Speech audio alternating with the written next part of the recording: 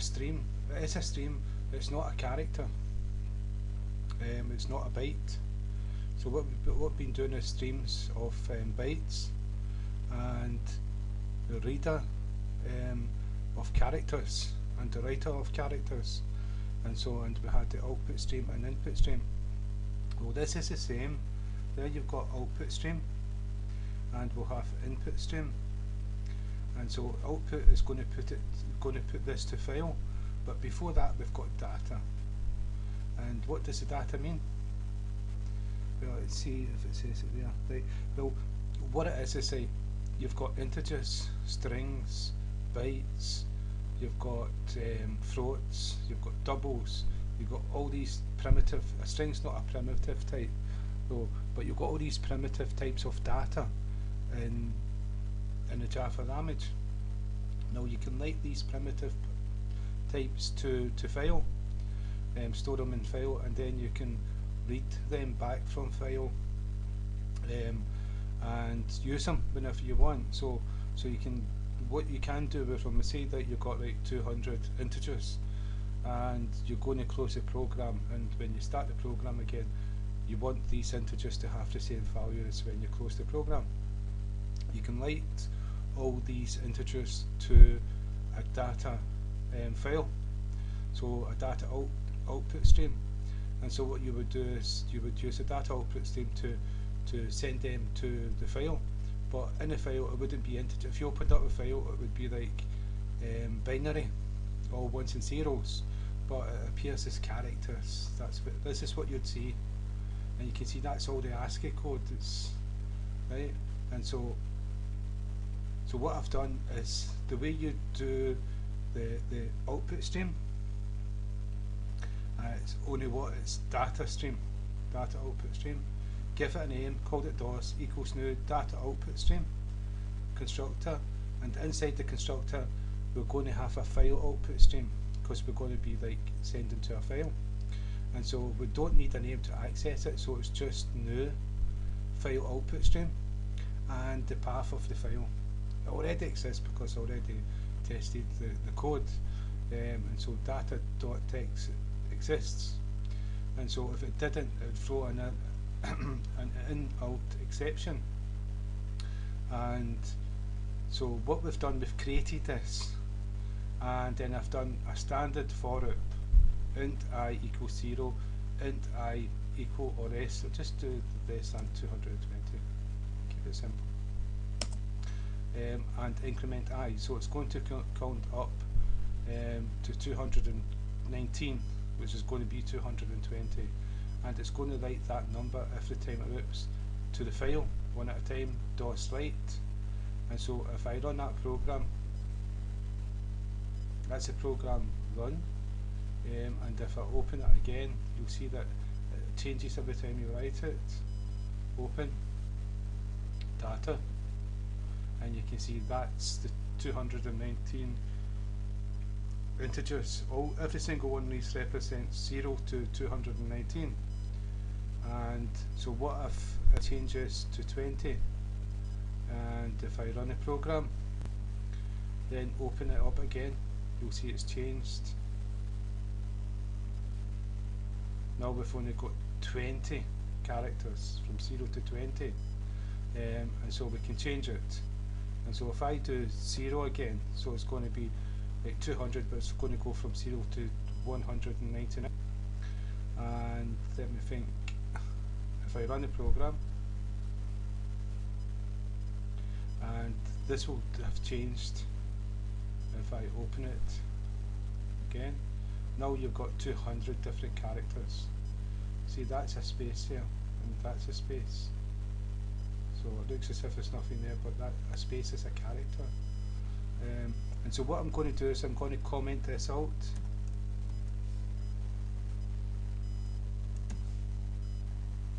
And what we're going to read that data back from a file, but it's not going to appear as these characters. It's going to give us the integer value that we wrote in the first place.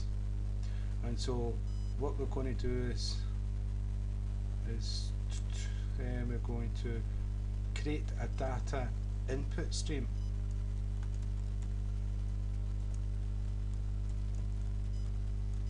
Data input stream, call it DIS, why not, and data input stream and constructor, and inside this it's inside this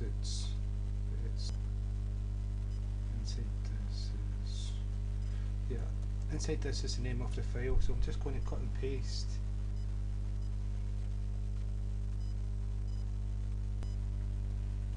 And it's also the new. I'm just going to cut and paste, be a little bit lazy. Control C, and if I just cut and paste that in there.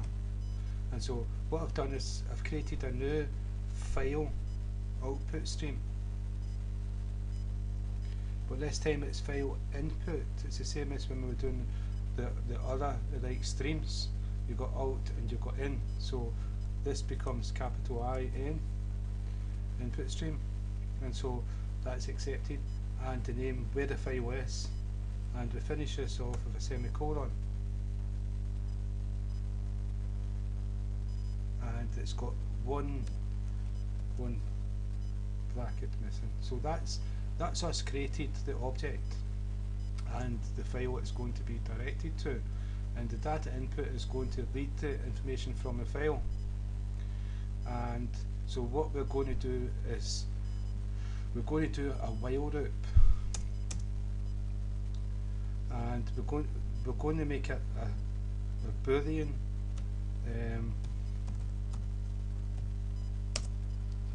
condition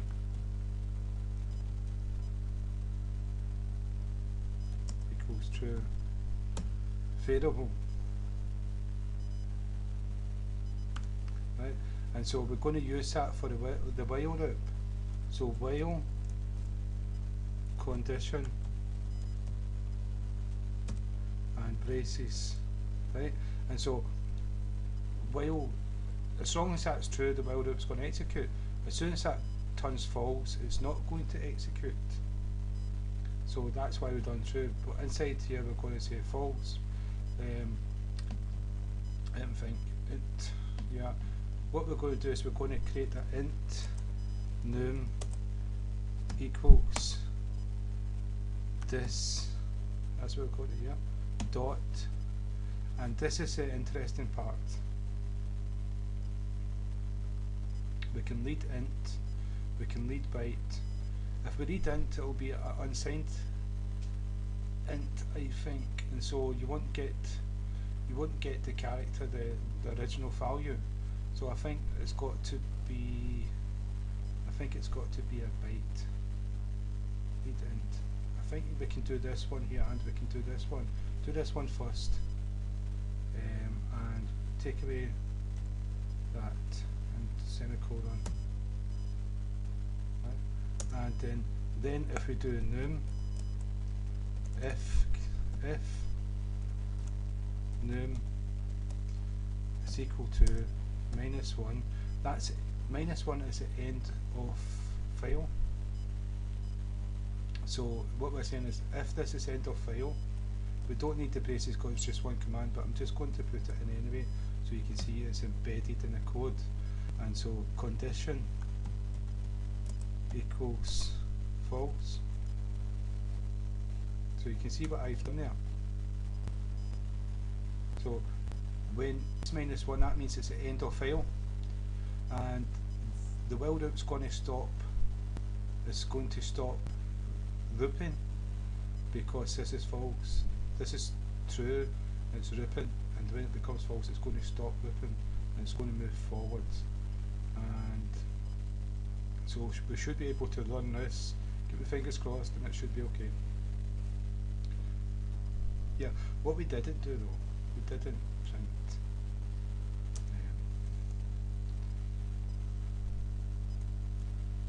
No, I'm not too sure where to put system print. I think we'll put it here.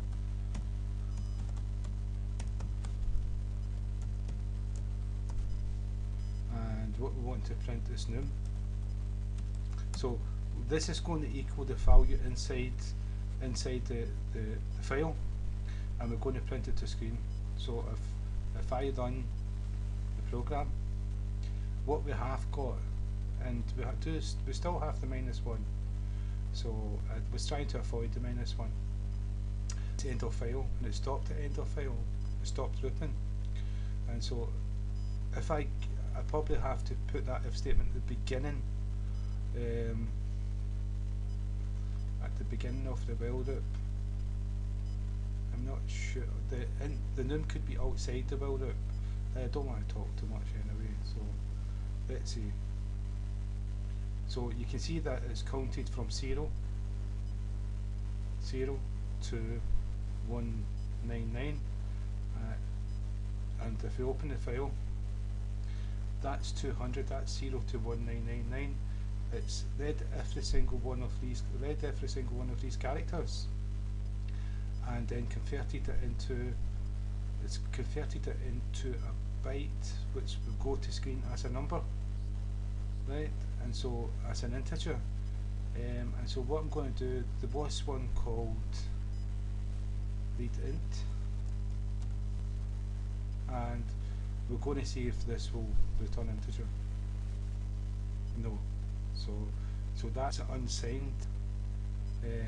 So that's, I've done the right thing. It was read. Let's see, go back.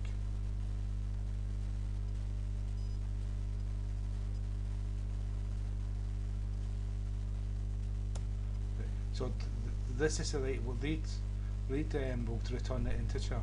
But the reason why I use data input is because you can light floats, you can light bulls, you can light integers, you can light bytes to file, and then you can read them back in again to your program as the original value, the original type.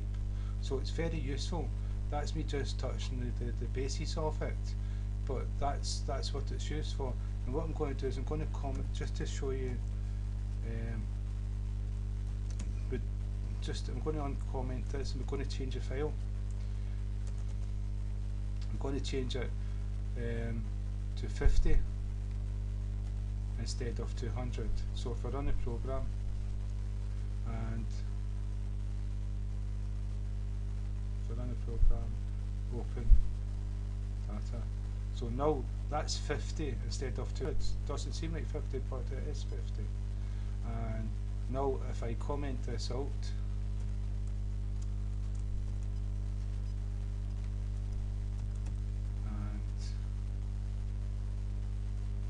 uncomment this part and run the program, what we're going to get is 0 to 50. 0 to 50, 49, but it started at 0, so we've got 50 numbers. You can see that we've got original, that's what we sent to file, was these numbers from the for loop, and we've got them back again. And so we can use, I'm going to get rid of this -1 at end of file symbol. And the way I'm going to do that is I'm going to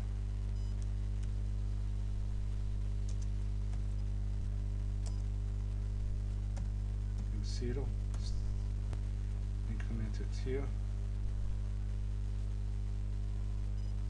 and this is right. No, what I was thinking is not going to work, so we'll just leave it there just now. But the good thing is that you can see the -1. -1 is what is used for end of file, so you can use this as a test condition to test for -1, and so we've used it to stop it from continuously looping or creating a end of file exception, because it's going to stop itself. And so that's data output streams. You also get data object, I'm not too sure what it's called, but you can send whole objects to files, and then you can read all the objects back again. And so that's quite impressive if you think you've got a game with lots of objects. Then the user decides that he's going to stop the game or whatever program. All the objects are saved to file, so when it starts back again, all the